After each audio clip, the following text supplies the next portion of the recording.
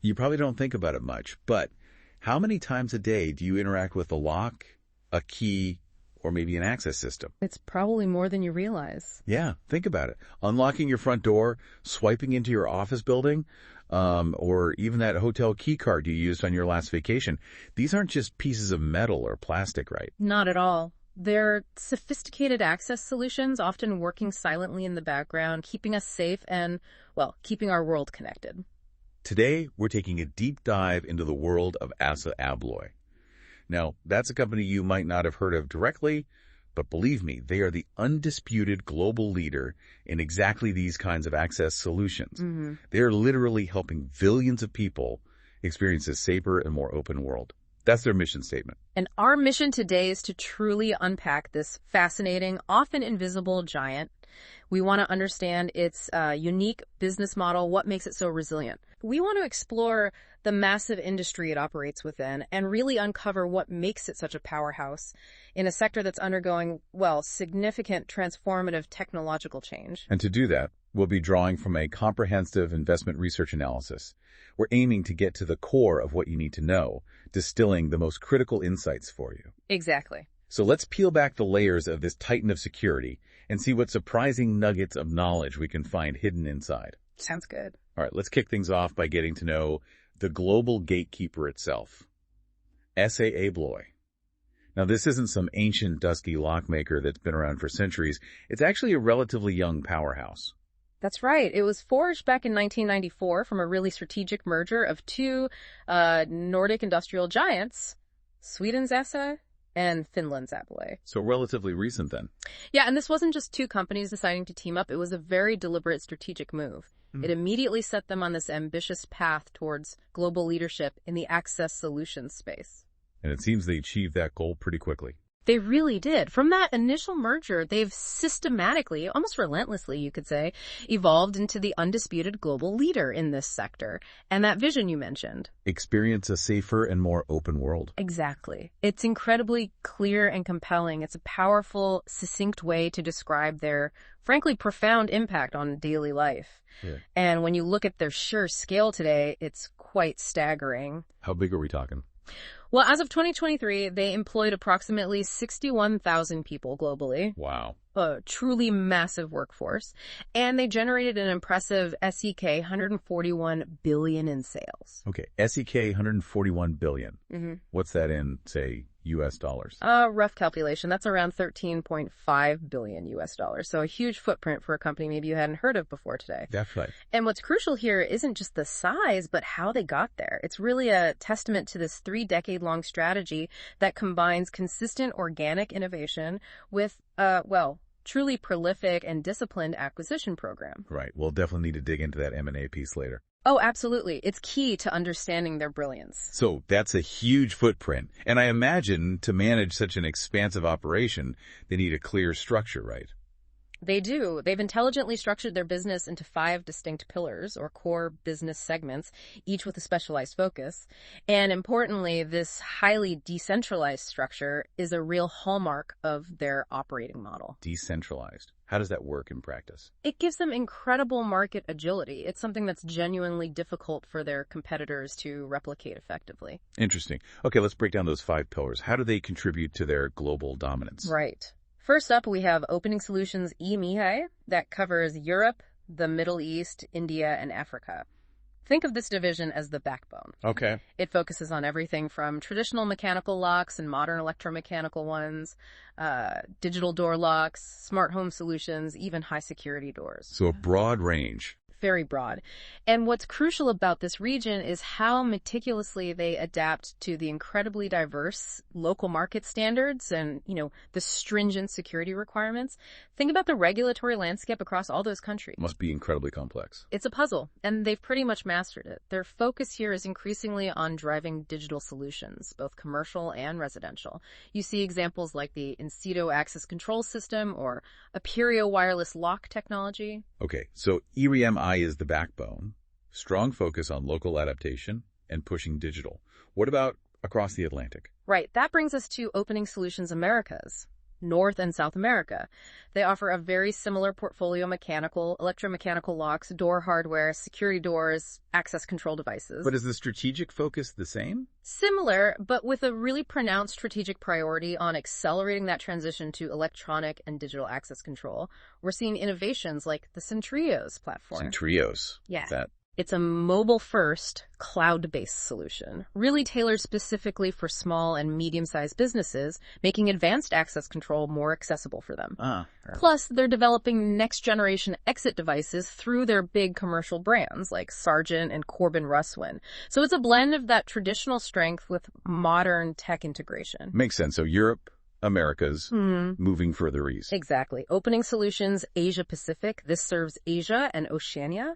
Again, a full suite of mechanical, electromechanical locks, hardware, security doors, all meticulously tailored, again, to the specific standards and, frankly, the burgeoning demands of these really dynamic markets. What are the growth initiatives there? It's such a huge, diverse region. It is. Their initiatives are quite interesting. They're centering on developing localized smart residential products like their Bayou smart door lock platform, catering to specific regional tastes. Bayou, okay. And they're also heavily focused on expanding their commercial segment presence. They do this by leveraging what they call their specification expertise. That phrase, specification expertise, sounds significant. What exactly does that entail, practically speaking? That's a fantastic question because it's subtle but incredibly powerful. Specification expertise basically means they work really closely, hand in glove, you might say, with architects, designers, and builders right from the very initial stages of a project. So getting in on the ground floor. Precisely. They ensure their solutions, the right locks, the right access control systems are integrated directly into the initial building designs, into the blueprints. They get specified from day one. See, so once they're in the plan. It makes it incredibly difficult for competitors to displace them later in the construction process. It creates this massive competitive moat and helps ensure their products become the standard in new builds. That makes perfect sense. Cool. Okay, 3 regional pillars down. What's next? This one sounds different. Global technologies. It is different. This isn't a regional division. Think of it as their specialized tech hub. It operates globally, leading in specific high-tech segments. Like what? Well, within this, you have HID Global. They're a premier manufacturer of access control systems, secure card issuance solutions, think passports, government ID cards, and advanced identification technology. High-level, secure digital identity stuff for governments and big corporations. Okay, so HID is one part. Then there's Global Solutions. This focuses on niche verticals, providing specialized products. Think Ving card electronic hotel locks. Yes. I've definitely used those. Almost certainly if you've stayed in a modern hotel. And also Traka key management systems, which are essential for large facilities managing, thousands of keys or valuable assets. So Global Technologies is the high-tech specialized arm. Exactly. And crucially, it's really at the forefront of driving mobile access adoption, letting your smartphone become your key, and developing advanced biometric applications like fingerprint or facial recognition for entry. This is genuinely where a lot of the future of access control is being shaped. Fascinating. Okay, that's 4. What's the 5th and final pillar? The last one is Entrance Systems. This division is a global supplier of entrance automation products, services, and also perimeter security solutions. Entrance automation. Like automatic doors. Exactly. Everything from automatic doors for retail stores and hospitals to heavy-duty industrial doors for warehouses, loading dock equipment, and even security gates for secured areas. And what's their strategic focus here? It's quite smart, actually. They're focused on growing their already high-margin service business, maintaining all those doors and systems, and developing a new generation of connected products. Connected, meaning? Products that can be monitored and managed digitally, often through subscription-based models, which, again, provides that predictable, high-quality, recurring revenue stream they are so good at cultivating across the whole business. That recurring revenue theme keeps coming up. It seems central. Absolutely crucial. And it ties directly into their broader geographic reach and market exposure. With operations in over 70 countries and sales in more than 180, their global footprint is truly extensive. 70 countries operating, selling in a 90. It's huge. It allows them to maintain a strong local presence while serving an incredibly diverse global customer base, adapting to all those regional nuances we talked about. And their revenue breakdown for fiscal year 2024. That tells a clear story, doesn't it, about where their strengths lie. It really does. North America accounts for a significant chunk, 54% of sales, then Europe at 31%. So the vast majority is in mature markets. Exactly. Asia contributes 7%, Oceania 4%, South America 3%, and Africa just 1%. What's fascinating here, as you pointed out, is how this geographic distribution impacts their stability and, well, their strategy too. Precisely. That significant exposure to mature markets like North America and Europe provides immense resilience, a stable foundation. Yeah. But it also presents a natural challenge for, let's say, explosive organic growth. Those markets are already well developed. So that's where the aftermarket comes in again. This is exactly where their strategic focus on the aftermarket comes into play. It provides consistent revenue even when new construction activity slows down. While organic growth in 2024 was stable in these key regions, it was affected by weaker residential demand, which really highlights their sensitivity, in certain segments at least, to housing market fluctuations. Okay, and this brings us right to the secret sauce, as you called it, of their entire business model. Its inherent resilience and that laser-like focus on recurring revenue. This isn't your typical industrial company, is it? Selling a product once and moving on. Not at all. They've genuinely found a way to create an almost constant stream of future business. The aftermarket engine is arguably the most critical and frankly brilliant feature of their model. And the numbers back that up, right? What was the split again? In 2023, a massive 2/3, 67% of their total sales came from the aftermarket. That includes renovations, remodeling, replacements of old locks, upgrades to new tech, ongoing services, maintenance. You name it. Only 33% from new construction, then. Exactly, just a third from new builds. Here's where it gets really interesting, and this is a true insight into their business model, I think. Think about it. Once a lock or an access system is installed, well, it needs maintenance, right?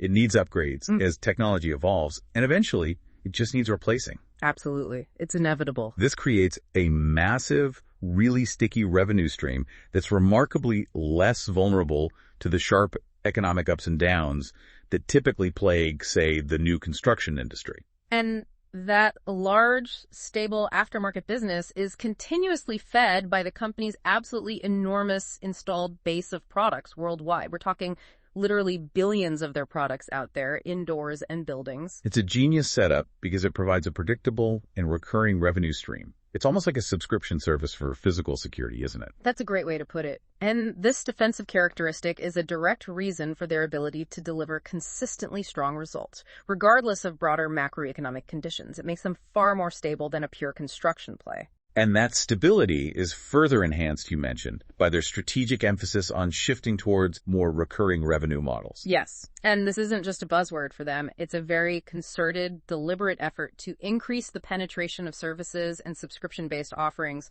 across all their segments. Like software licenses? Software licenses for access control systems, yeah. Comprehensive service agreements for automatic doors, and the increasingly important access control as a service, or ASSA models. Is that initiative gaining traction? It really is. Subscription sales grew by a notable 17% in 2023 alone.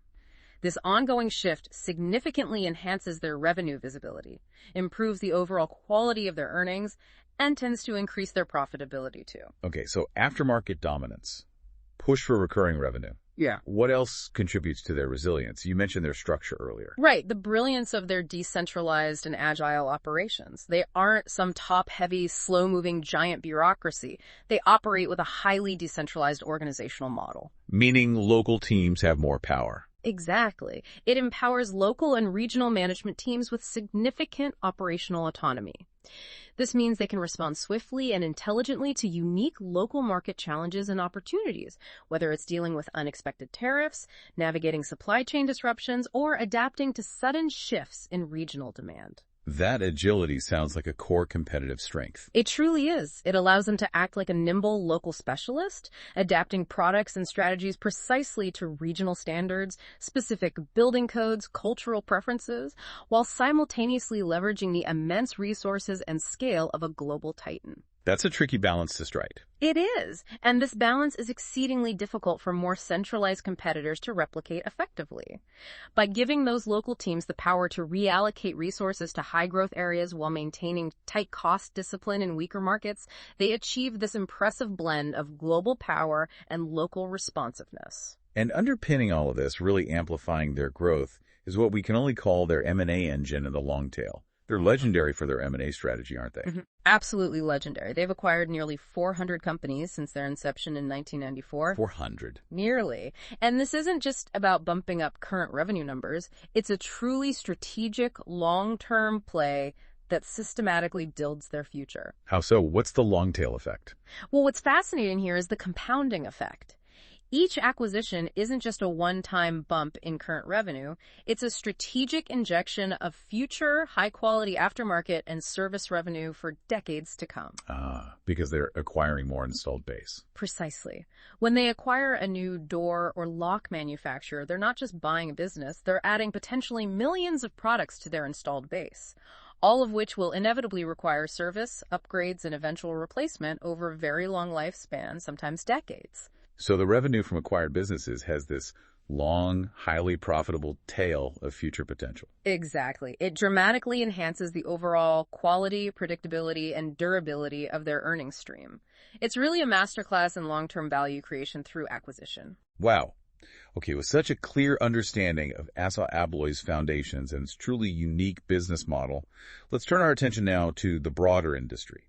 This is where we see the evolving landscape and how this giant navigates it, often setting the pace for others. Right. And the global access control and security solutions market is fundamentally a growth story, not just for ASSA ABLOY, but as a broader trend.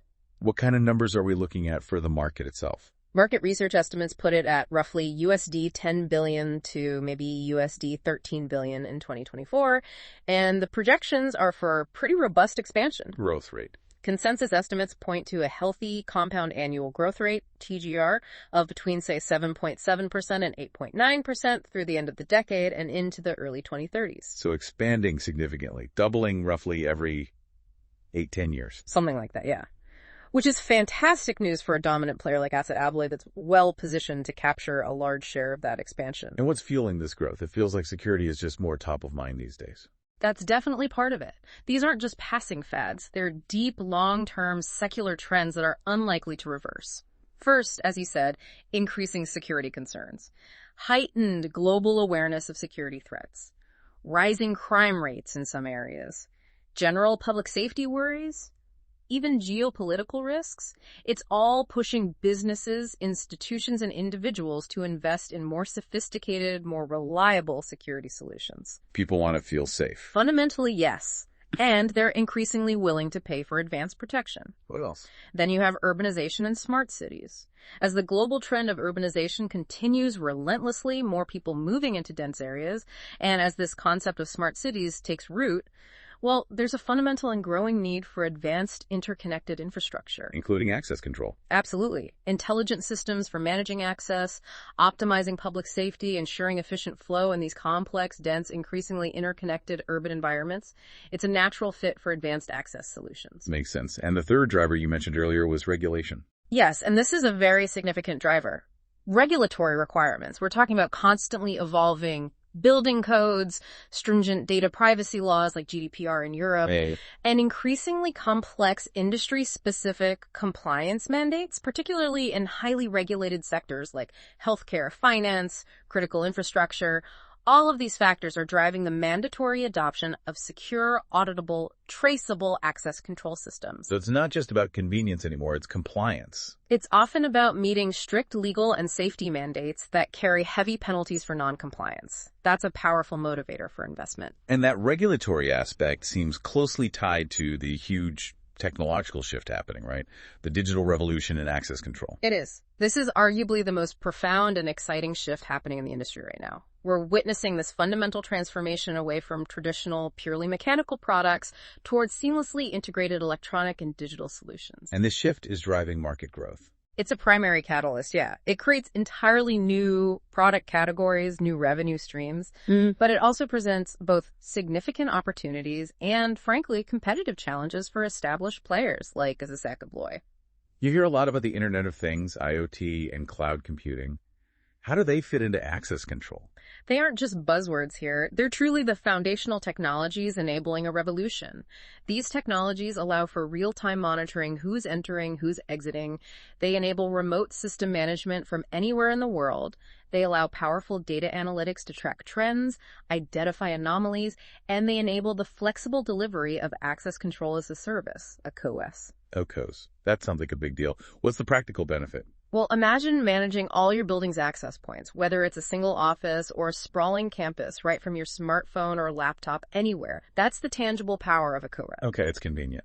It's more than convenience. These cloud-based models are gaining significant traction because they offer incredible scalability. Businesses can easily add or remove users, add or remove access points. They also greatly reduce the need for bulky, expensive, on-premise hardware and complex IT infrastructure. Making advanced security more accessible. Exactly. Especially for small and medium-sized enterprises, SMEs, that might not have the big IT departments to support complex traditional systems, it democratizes advanced security in a way. And a very visible part of this digital trend, one that's probably impacting many listeners' homes right now, is the rise of smart locks. Oh, definitely. This specific subsegment is projected to expand at an astonishing CAGR of roughly 16% to 20%. 16 to 20%. That's huge growth. It's significantly outpacing the broader access control market. And what's driving it? Well, the proliferation of smart home ecosystems, Google Home, Amazon Alexa, Apple HomeKit, the incredible convenience of keyless entry, remote entry via your smartphone, and just a general increase in consumer demand for both enhanced home security and, frankly, digital convenience. People are getting used to managing things from their phones. Absolutely. And building on that, there's also a very clear shift happening towards mobile and biometric credentials. We're rapidly moving away from traditional physical keys and cards towards using smartphones as ubiquitous mobile credentials. Your phone is your key. Right. Or even sophisticated biometric authentication like fingerprint or facial recognition. Mobile access aligns perfectly with modern work patterns and user preferences for convenience, flexibility. And biometrics, of course, offer an even higher level of security that's extremely difficult to replicate or compromise. Now, despite all this high-tech talk, a big chunk of ASSA ABLOY's business is still tied to new construction, right? About a third, you said. That's correct. So what's the construction industry outlook looking like globally? You mentioned it's a bit of a mixed picture. It is. While their business model is intelligently buffered by that large aftermarket exposure, remember, 2/3 resilient revenue, the health of global construction remains a key cyclical driver for that other third. And following a period of strong activity, construction spending is actually forecast to slow significantly in 2025. Slowdown coming. Why? Primarily driven by the persistent high interest rates we're seeing globally, and consequently weaker investor confidence. In the crucial U.S. market, for instance, growth is expected to decelerate from an estimated 6.6% in 2024 down to just 1.4% in 2025. Ouch. But you said it's a mixed picture. Yeah. That headline figure masks some nuances. It does, and this is where it gets interesting. While residential construction and some traditional commercial sectors, like maybe office space, certainly face headwinds from those interest rates, strong investment continues in specific resilient areas. Like what? Things like data centers, healthcare facilities, advanced manufacturing plants, critical infrastructure projects. There's a real bifurcation or split happening. So different demand profiles for different parts of ASSA ABLOY's business. Exactly. While some areas might soften, others could remain robust or even grow, thanks partly to significant government incentives in some regions and ongoing corporate reshoring initiatives driving new factory builds. It's certainly not a uniform downturn across the entire construction landscape. Okay, that makes sense. Now, another dynamic you mentioned that impacts the industry is the intricate regulatory maze. Yes, and this is often overlooked but hugely impactful. The access control and door opening solutions industry is heavily influenced by a complex web of national and international building and life safety regulation. Like fire codes. Exactly. Think critical codes like the National Fire Protection Association, NFPA, standards here in the U.S., or the International Building Code, IBC. These impose really strict, non-negotiable requirements on product design, manufacturing quality, precise installation, particularly concerning things like emergency egress, how people get out in a fire. And you said this is actually an advantage for established players. It's a hidden but incredibly powerful advantage for established players like ASSA ABLOY. The sheer technical complexity and volume of these codes, combined with all the jurisdictional variations across different regions and countries, it creates a formidable barrier to entry. New companies can't just jump in easily. Not at all. We're talking about specific, detailed rules for everything from, say, the permissible use of electromagnetic locks on fire-rated doors to the exact functionality of delayed egress systems in public buildings, or the requirements for stairwell reentry mechanisms in high-rises. The technical complexity and the sheer cost of obtaining all the necessary certifications make it incredibly difficult for new or non-specialized competitors to even begin. So it's not just about having a good product. Far from it. They would face a steep, multi-year learning curve and absolutely massive compliance costs, far beyond just developing the product itself. This challenging regulatory landscape really reinforces the competitive position of established players then. It does. Companies like ASSA ABLOY possess deep institutional knowledge built over decades, extensive product certifications across countless markets, and crucially, strong, long-standing relationships with architects, specifiers, and regulatory bodies worldwide. This regulatory expertise is a vital, often underappreciated component of their enduring economic moat. It makes their leadership position incredibly difficult to challenge. Speaking of competition, let's talk about the market structure and consolidation. Is it concentrated market or more fragmented? Surprisingly fragmented, actually. Yeah. Which might not be what you'd expect for such a critical industry. One analysis suggests that the top 15 companies collectively account for just over 20% of the market. Only 20% for the top 15. Wow. Yeah, leaving a huge portion served by literally thousands of smaller, often regional players. But is that changing? Yes, there's a very clear and accelerating trend of consolidation underway. And it's being decisively led by the industry's largest participants. Major players like ASSA ABLOY, Honeywell, Allegion, they are actively and aggressively using mergers and acquisitions, M&A. To do what? To deepen their vertical integration, expand their technological capabilities, and rapidly consolidate market share. This dynamic is fundamentally reshaping the competitive landscape. It's creating larger, more integrated solution providers who can offer comprehensive end-to-end security ecosystems from the physical lock on the door right through to the cloud-based access control software managing it all. Okay, so we've identified the company as ASSA ABLOY and the dynamic market it operates in. Now, who are the toughest locks to pick in the competitive arena? Who are their main rivals? Well, based on sheer scale and the breadth of their portfolios, the primary global rivals are probably Allegion Pluk, dormakaba Holding AG, and maybe to a lesser extent these days, Fortune Brands Innovations. What about Stanley Black & Decker? Weren't they big in security? They were, but interestingly, they've largely divested their security businesses over the past few years, so they're no longer a direct head-to-head competitor in the same way. Got it. Okay, let's start with Allegion Pluk. What's their story? They were strategically spun off from Ingersoll Rand back in 2013. They've established themselves as a major global provider with some incredibly iconic brands. Think Schlage. Oh yeah, everyone knows Schlage. Exactly. Dominant leader in North American residential and commercial locks. Plus they have Von Duprin for essential exit devices, those push bars on emergency doors, and LCN for door closers. How big are they compared to ASSA ABLOY? They did about $3.77 billion in revenue in 2024, so formidable, absolutely. Especially strong in the Americas, where they generate over 3/4 of their sales. Okay, Allegion is a big one, especially in the Americas. Who else?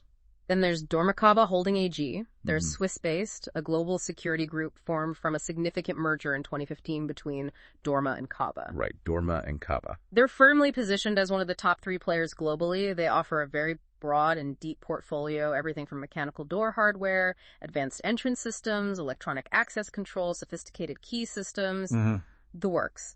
Their annual turnover is over CHF 2.8 billion. Where are they strongest geographically? They have a particularly strong presence in Europe and also the Asia-Pacific region, so they're a direct competitor in many of ASSA ABLOY's key markets outside the Americas. Okay. And you mentioned Fortune Brands Innovations, Inc. Yeah, their overall business is much larger and more diversified, but their security segment is relevant here. It includes the highly recognized Master Lock. The padlock people. Exactly. And SentrySafe for fire-resistant safes. They have leading positions in those specific niches. Their security segment alone generated over $722 million in sales in 2024. So they have a significant presence, just maybe not as broad as Allegion or dormakaba across the entire access solutions spectrum. And Stanley Black & Decker is mostly out of the picture now. Pretty much. In terms of direct competition in core access solutions, as I mentioned, they sold off their mechanical security businesses to Dormakaba, their electronic security business to Securitas, and their automatic doors business, Stanley Access Technologies, to Allegion. So while they're still a huge industrial company, their direct overlap is now significantly limited. When you look at all these players, though, ASSA ABLOY's unmatched market position really stands out, doesn't it? It absolutely does. It's a defining characteristic. They are the definitive global market leader in access solutions, a commanding position they've systematically built and defended for decades now. Their scale is just bigger. Unparalleled scale, yeah. Sales figures significantly larger than their closest competitors, and they hold leading market share across numerous product categories and geographies. Think ABLOY, high-security locks in Europe, Norton door closers, Adams Rate exit devices in North America. The list goes on. This leadership provides immense compounding advantages. And that leadership isn't just about size, you said earlier. It's protected by what analysts call an economic moat. Exactly. A wide and durable economic moat. It's not just about being big, it's about having deeply ingrained competitive advantages that are incredibly difficult, if not impossible, for rivals to replicate. What are the key elements of that moat? Well, one of their biggest assets, and one you probably interact with without even knowing it, is their brand strength and portfolio.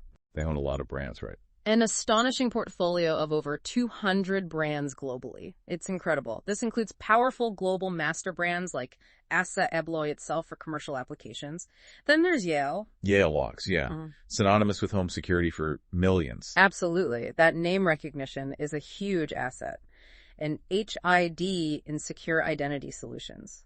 This multi-brand strategy lets them combine global strength with precise local market relevance. It fosters deep customer loyalty and creates a significant barrier to competitors who just can't match that brand equity or local trust. Okay, strong brands. What else? Then there's their unmatched scale and distribution network. Operations in over 70 countries. They have a global manufacturing and distribution footprint that's simply unparalleled in this industry. And scale means cost advantages. Significant cost advantages, yes. Through enormous economies of scale in manufacturing, global procurement, efficient logistics. And crucially, remember that decentralized structure. It allows for localized assembly and adaptation to regional standards and codes, so they can supply products efficiently and responsively to customers worldwide. So they get the benefits of being huge, but can act local too. Precisely. They function with the agility of a local specialist while leveraging the profound resources of a global titan. That combination is exceedingly difficult for more centralized competitors to replicate effectively. By empowering those regional teams, they can effectively mitigate localized risks and capture opportunities that a top-down, one-size-fits-all approach might completely miss. And we keep coming back to this. Their largest installed base and aftermarket dominance. You'd say this is their most formidable advantage. Arguably, yes. Almost unassailable. This vast installed base of products across the globe directly fuels that stable, high-margin aftermarket business, 2/3 of their revenue, remember. Which creates high switching costs. Incredibly high switching costs. Customers are far more likely to turn to the original manufacturer, ASSA ABLOY, or one of its brands for replacements, upgrades, ongoing services. It's just easier, often more reliable. It becomes a self-perpetuating cycle of revenue. This captive revenue stream provides that defensive ballast against downturn. Exactly, and a rock-solid foundation for consistent, predictable profitability. Once their product is installed, customers often stick with them for the entire life cycle, maybe decades. It's an incredibly sticky and predictable source of income, the envy of many industrial companies, I assure you. And to stay ahead in a tech landscape that's changing so fast, they rely heavily on technology and R&D leadership. They have to. ASSA ABLOY consistently invests around 4% of its substantial revenue in research and development. In 2023, that was a massive SE, $5.7 billion. 5.7 billion krona. Roughly $500 million just on R&D. Yeah, an enormous investment. It fuels a robust and continuous innovation pipeline. They have a strategic target, generate 25% of sales from products launched within the last 3 years. How are they doing on that target? Remarkably close. They hit 23% in 2024.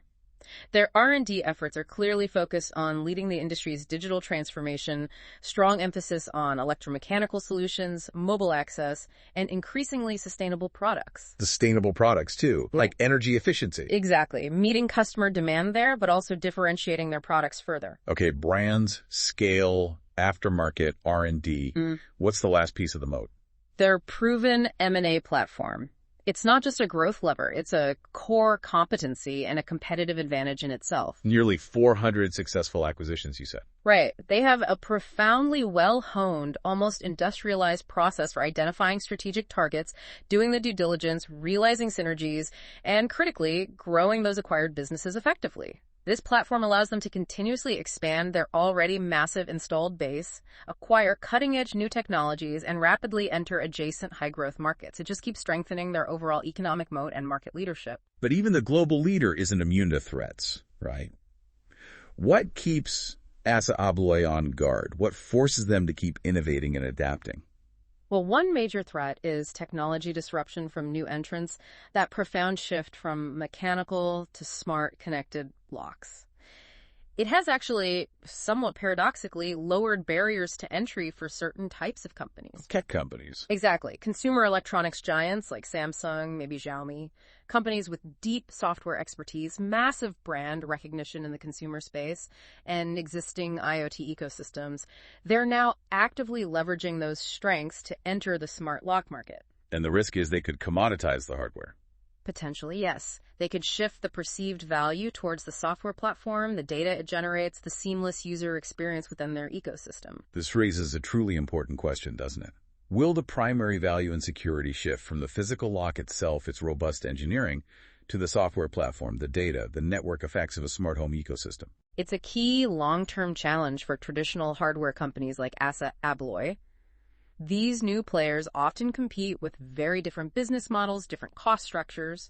They could potentially put significant pricing pressure on mid-tier incumbents, especially in the residential space. And with connected products comes the inherent risk of cybersecurity and data privacy issues. Always. As products become increasingly interconnected, rely on cloud infrastructure, they inevitably become more vulnerable to sophisticated cyber attacks. A significant high-profile security breach involving their smart locks or access control systems, that could be devastating. Oh, so? It could severely damage brand reputation, lead to costly legal liability, and profoundly erode consumer and commercial customer trust, not just for ASSA ABLOY, but potentially for the entire smart security industry. So it demands constant investment in security. Continuous, substantial, proactive investment in cutting-edge security protocols, robust encryption, constant software updates. It's critical. It raises that crucial question. In a world of increasingly connected devices, how do you ensure the digital lock on your door is truly, unequivocally secure? This is a continuous battle, an arms race really never truly won for any company in this space. Makes sense. And finally, there are the ever-present pricing and macroeconomic pressures. Right. In a challenging global economic environment, high inflation, rising interest rates, consumers and businesses naturally become more price sensitive. This creates an opening for lower cost competitors, particularly in the more commoditized segments.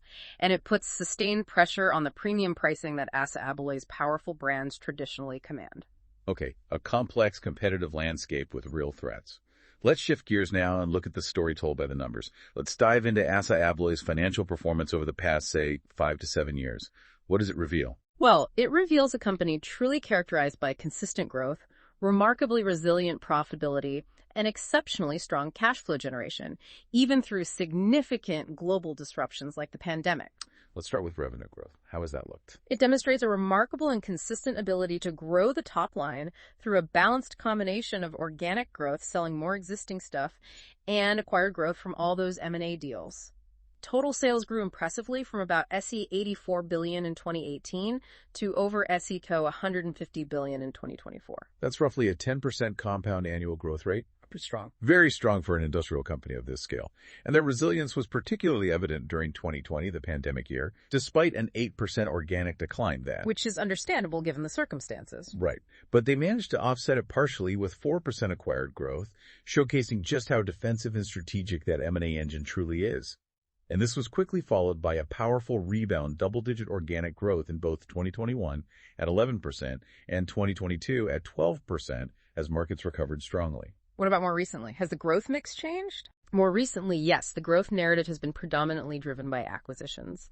In 2023, organic growth moderated to 3%, still respectable, while acquired growth, largely from that transformative HHI acquisition, contributed a robust 8%. And 2024? Similar pattern. 2024 saw a slight organic sales decline of 1%, mainly due to those softer residential markets we talked about.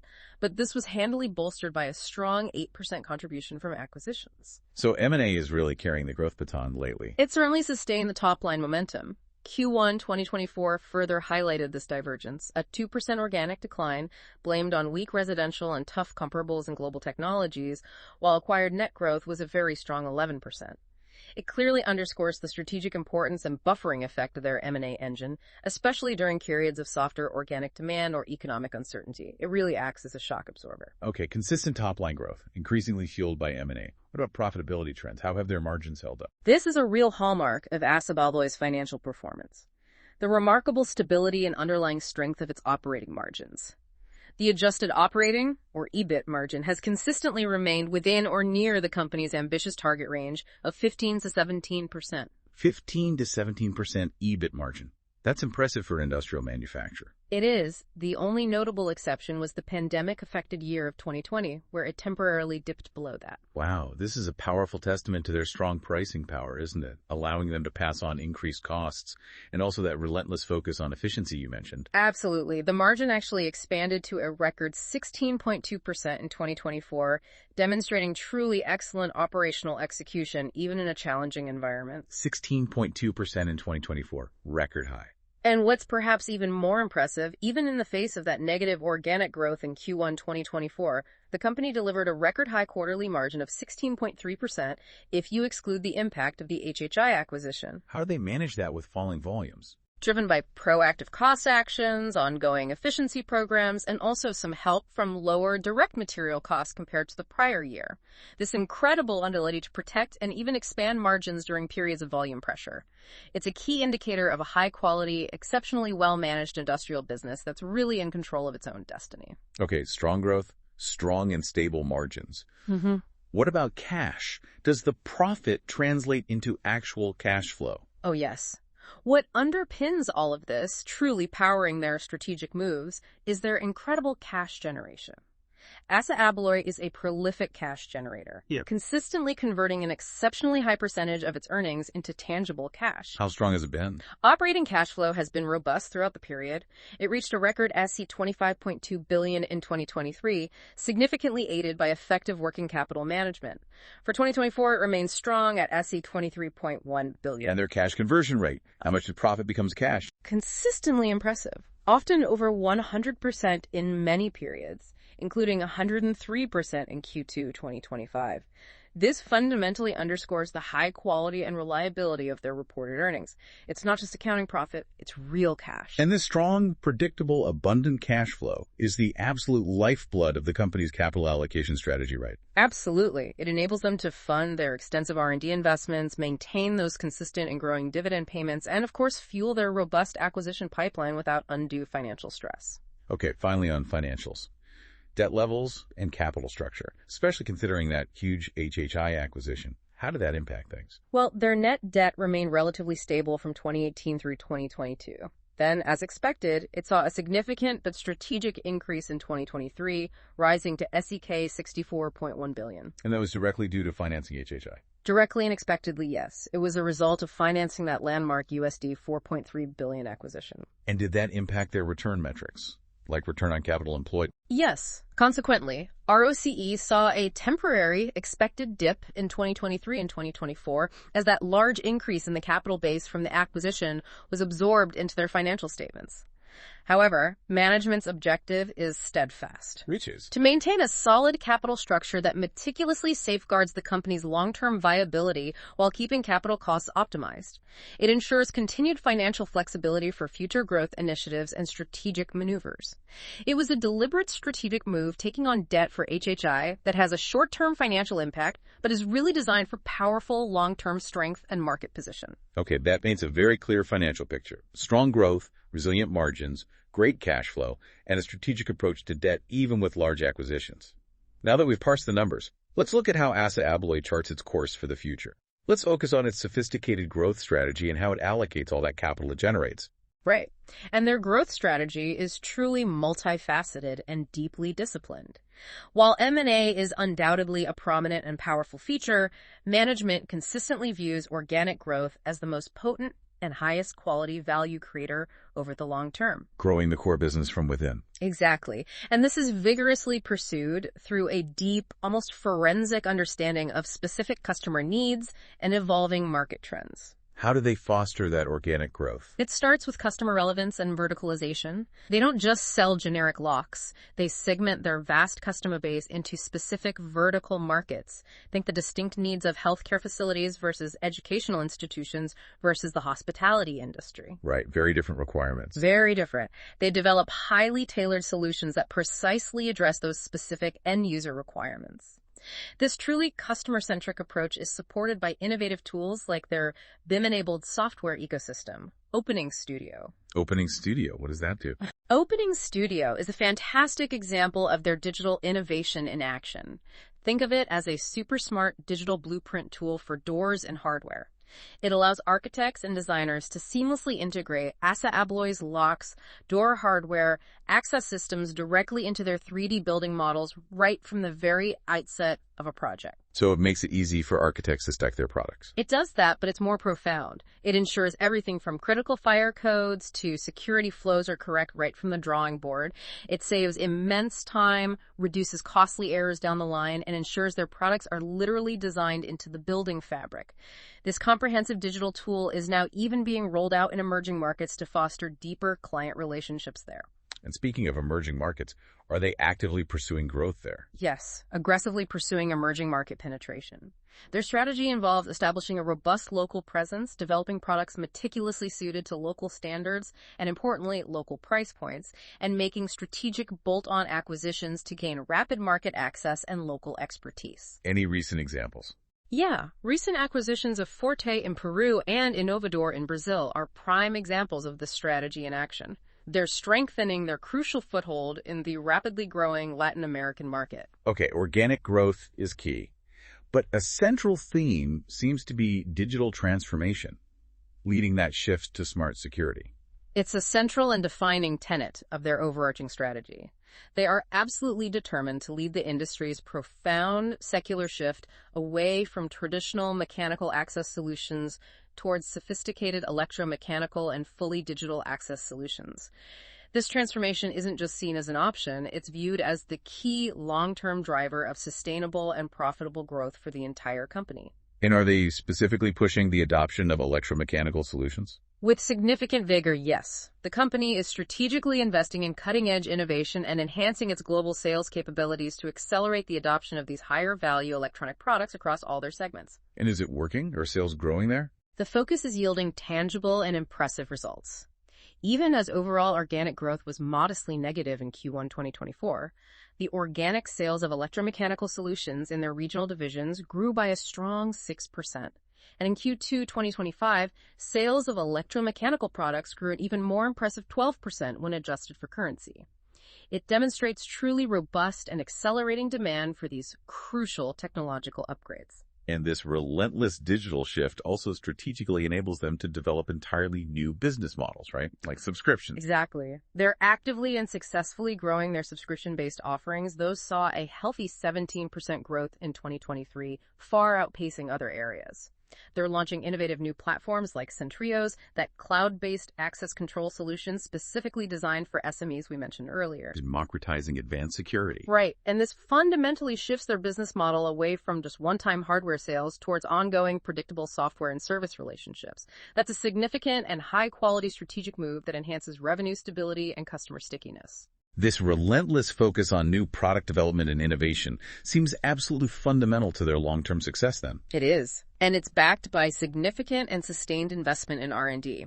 Remember that annual commitment of roughly 4% of sales? SEK $5.7 billion in 2023. An absolute spend that dwarfs what most rivals can manage. It creates a massive innovation gap, and this deep commitment translates into impressive and consistent innovation output. They have that ambitious goal. 25% of sales from products launched in the last 3 years. They hit 23% in 2024, very close. How many new products are we talking about? That same year, they launched over 550 new products globally and registered more than 250 new patents. It showcases a really prolific pace of invention. And the focus is on sustainability, too. Focus on both sustainability and cutting-edge technology, addressing future market needs. This innovation focus not only meets growing customer demand for green solutions, but also significantly differentiates their products, creating an even stronger, more forward-looking moat against competition. Any examples of that? Sure. They've developed the QMax thermally enhanced door core, which dramatically improves energy efficiency by over 30% in commercial building doors. And they acquired a company called Kinetron. Kinetron. They're specialists in motion-based energy harvesting technology.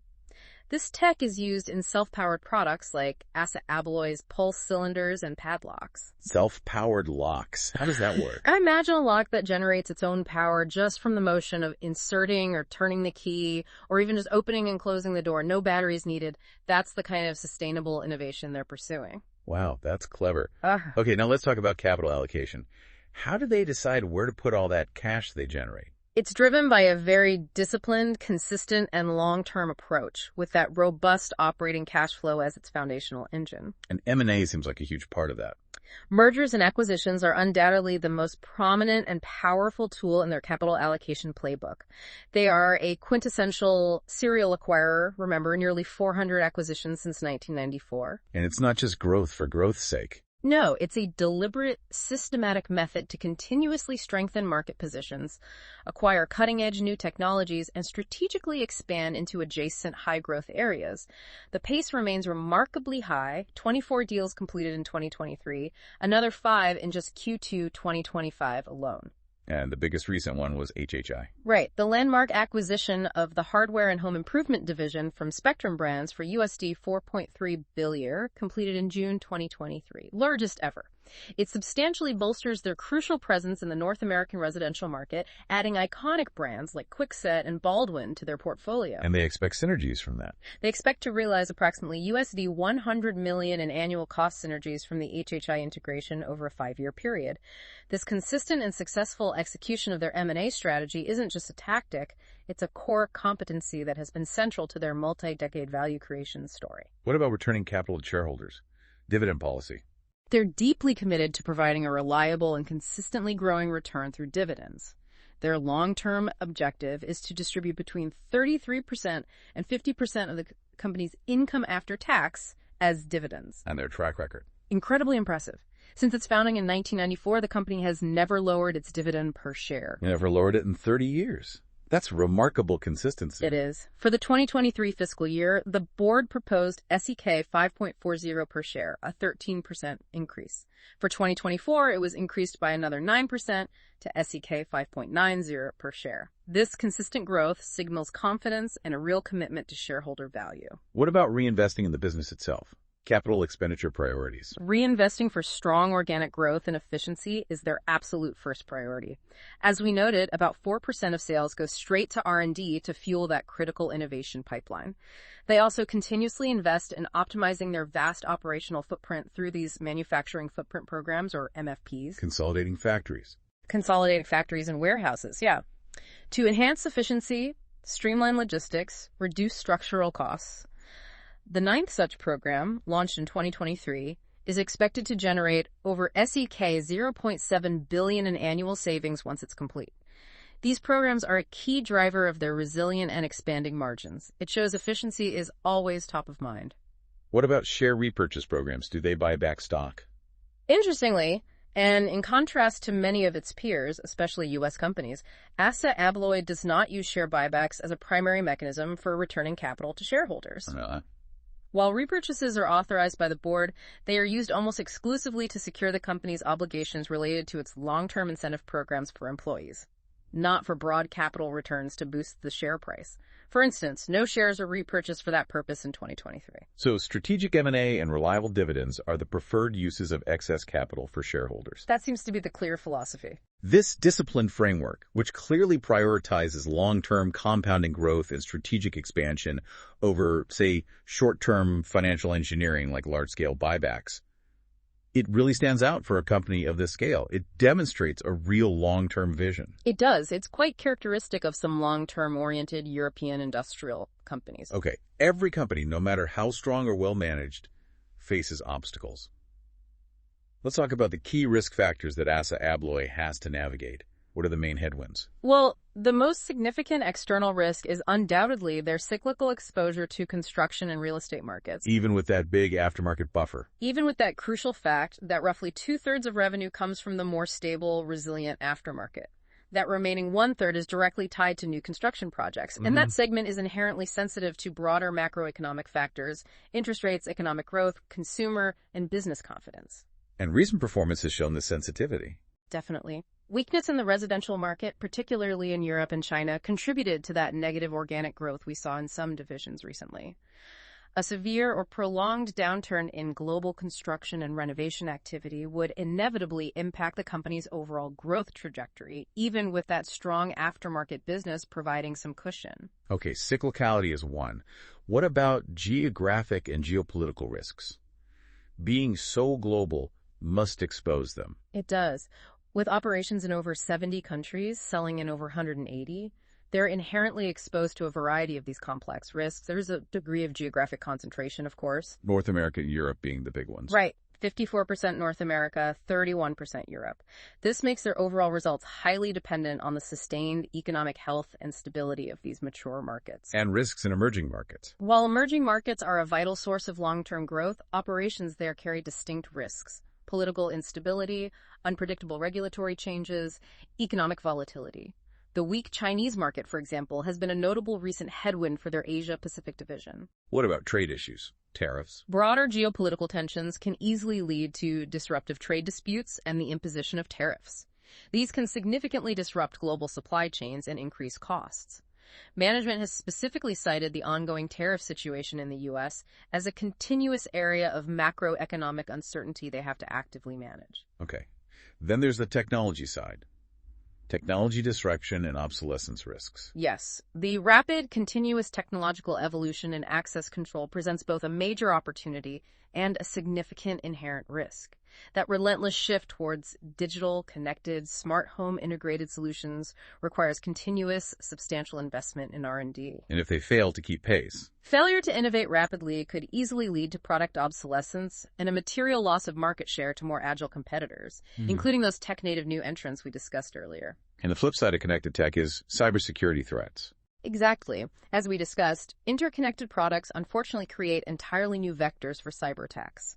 A high-profile security breach involving their smart locks or access control systems could result in significant reputational damage, costly legal liability, and profoundly erode customer trust. Raising that crucial question again, how do you ensure the digital lock on your door is truly secure? It's a continuous battle, a relentless arms race against evolving threats, a constant challenge for any company operating in this space. What about operational and financial risks within the company itself? Well, their strategic reliance on that active M&A strategy introduces significant M&A integration risk. The successful, seamless integration of acquired companies, particularly a large and complex one like HHI, is absolutely crucial for realizing the projected synergies and achieving the targeted returns on investment. And if integration fails? Failure in that intricate process could easily lead to operational disruptions, cost overruns, and financial underperformance that weighs on the overall business. Other operational risks, supply chain. Yes. They're also exposed to inherent fluctuations in supply chain and raw material costs, critical metals like steel, electronic components.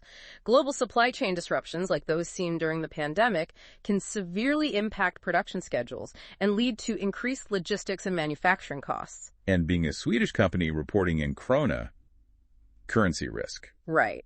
As a Swedish company reporting in SEK, but with the vast majority of its sales and profits generated in other global currencies, the reported financial results are naturally subject to significant currency translation impacts. A strong Swedish krona, for example, can create a notable headwind for reported sales and earnings when those foreign currencies are converted back. We saw that in Q2 2025, when currency effects had a negative 8% impact on reported sales. Okay, it's clear they face a complex web of challenges. But what about the people steering this massive ship? let's delve into the management quality and the overall corporate governance, and then let's try to bring it all together with a look at the valuation analysis to understand how the market views this unique company. Right. Well, ASSA ABLOY is indeed led by an exceptionally experienced executive team. They have a deep, proven track record in the industrial sector. The president and CEO, Nico Delvaux, appointed back in 2018, brought extensive relevant experience from Atlas Copco Group. Atlas Copco, another big Swedish industrial player, right? Known for decentralization and M&A. Exactly. Renowned globally for that model. So his background aligns perfectly and synergistically with ASSA ABLOY's own operational philosophy and ambitious growth model. His tenure so far has been marked by continued disciplined focus on innovation, relentless operational efficiency, and crucially, the successful execution of that largest ever acquisition, HHI. And the CFO. The executive vice president and CFO, Eric Peter, joined in 2019. He also hails from Atlas Copco, where he held a key financial control position. His background further reinforces the company's disciplined approach to financial management, rigorous cost control, and strategic capital allocation. So top leadership with relevant, successful track records. Yes. This experienced leadership team, combined with a broader executive team composed of seasoned leaders with deep industry and regional expertise, really contributes to their strong strategic vision and impressive execution capabilities. They've consistently delivered robust growth and maintained industry-leading profitability through various economic cycles and external shocks. And their capital allocation discipline seems key. It's a core organizational strength, reflecting a clear philosophy from the top. The leadership team has consistently maintained a highly disciplined, value-oriented approach, prioritizing strategic reinvestment in the core business for organic growth first, then pursuing value-accretive strategic M&A, and then reliably returning capital through that consistent dividend. And avoiding big buybacks, focusing on compounding growth. Exactly. This disciplined framework reflects a long-term, patient perspective on value creation. What about corporate governance and board composition? Who oversees management? It's quite telling. The board of directors includes direct representatives from the company's major long-term shareholders, notably Investment AB Latour and Melker Schörling AB. These are well-known Swedish industrial holding companies with a long-term focus. Precisely.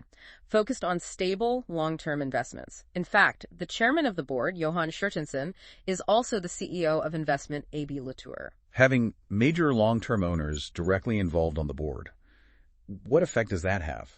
This type of board, with deeply engaged long-term industrial owners, often translates directly into a remarkably stable strategic focus. It helps avoid the pressures of short-termism that can plague other publicly traded companies. So it supports that consistent long-term strategy we've been discussing. It likely contributes significantly, yeah. Preventing impulsive shifts, ensuring capital allocation aligns with sustainable value creation over decades, not just quarters.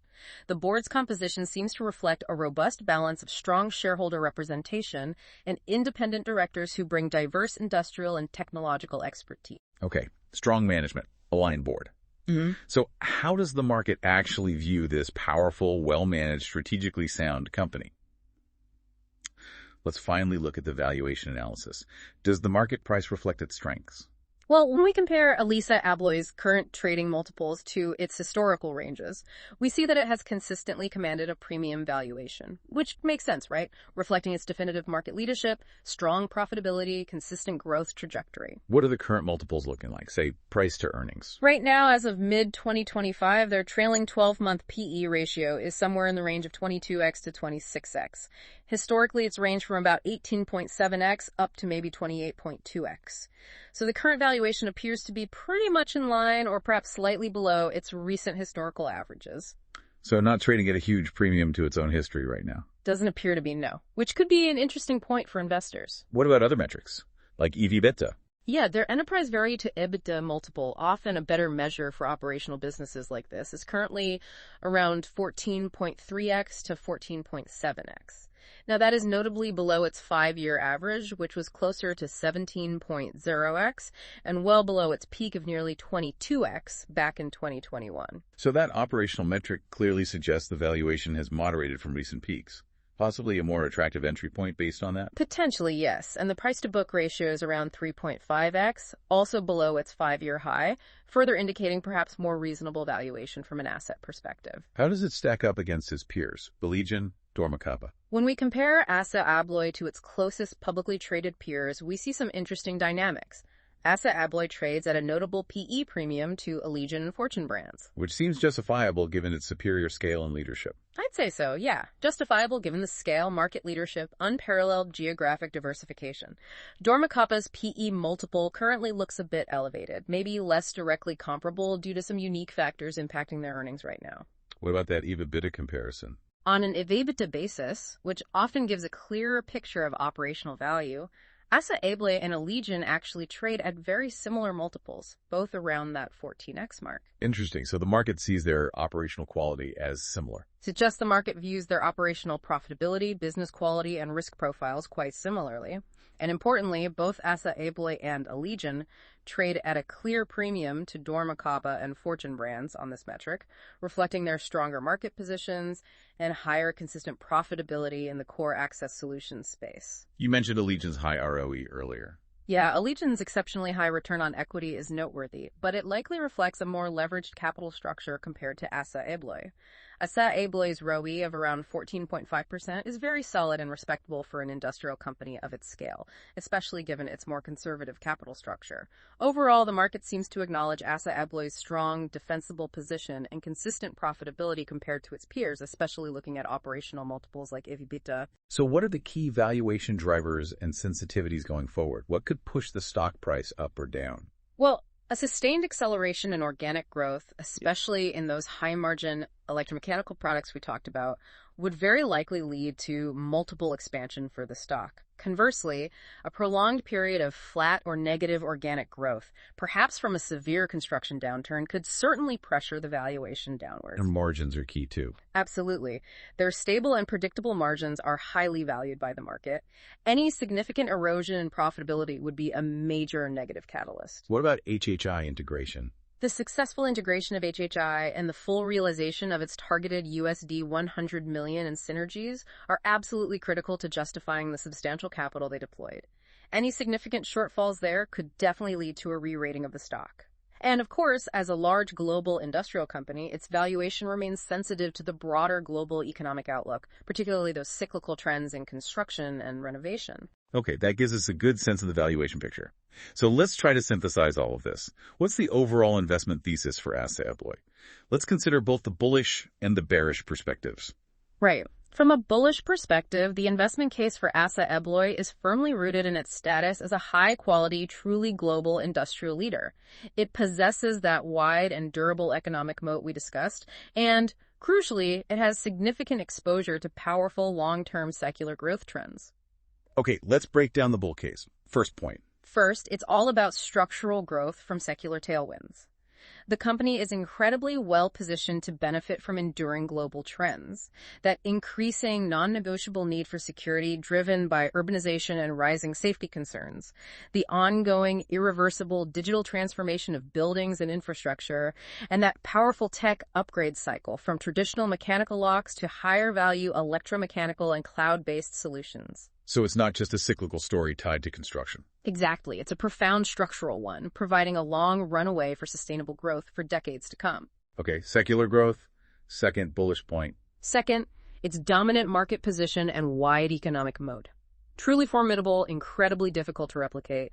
Their unparalleled portfolio of powerful global and local brands, unmatched manufacturing and distribution scale, deep expertise in navigating complex regulations, industry-leading R&D budget, it all combines to create significant, almost insurmountable barriers to entry. And the installed base feeding the aftermarket. That's the single most powerful asset, arguably. That massive installed base worldwide continuously feeds a highly profitable, remarkably resilient aftermarket business, creating incredibly sticky customer relationships and very high switching costs. Third reason to be bullish. Third, they have a proven value creation model. This company boasts a multi-decade track record of creating substantial, consistent shareholder value through a disciplined, highly repeatable business model.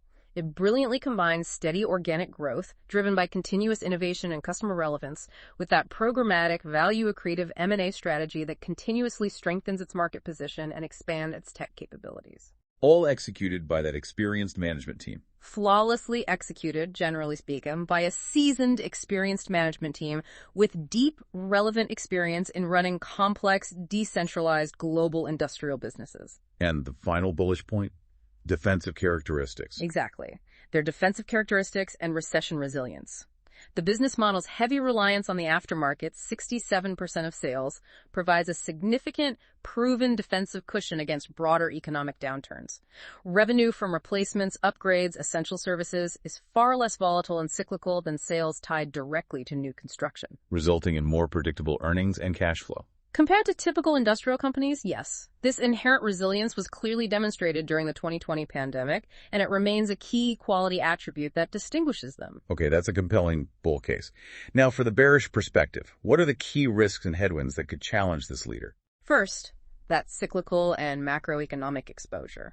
While buffered significantly by the aftermarket, the company is fundamentally not immune to a severe or protracted global economic slowdown.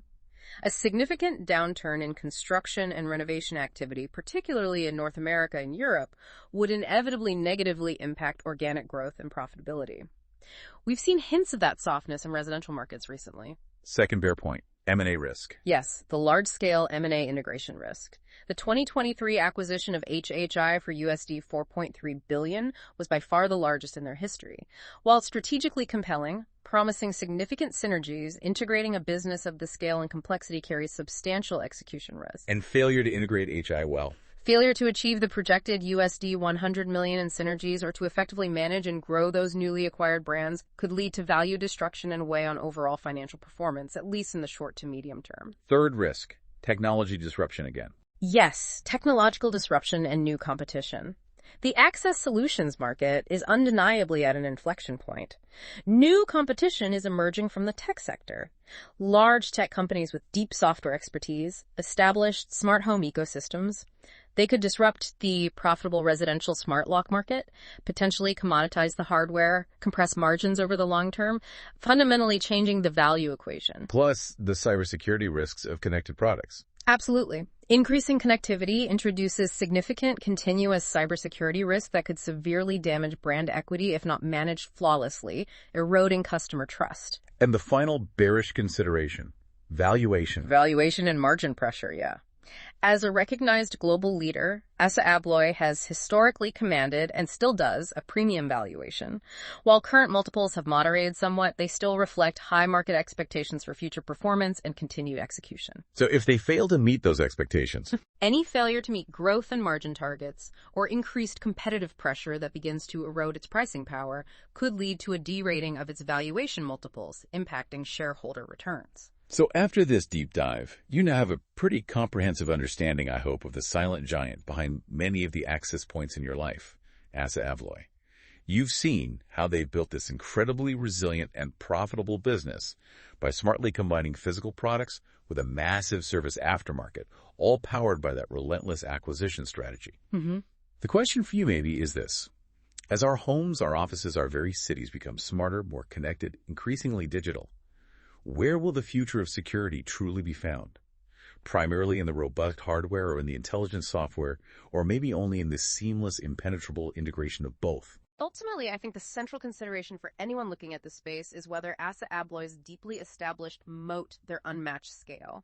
Those powerful structural tailwinds are robust and enduring enough to effectively navigate the ongoing cyclical headwinds and the long-term disruptive threats from those new, agile, tech-focused competitors. It's a truly compelling narrative of physical security fundamentally meeting the digital age, and it's one that is still very much unfolding.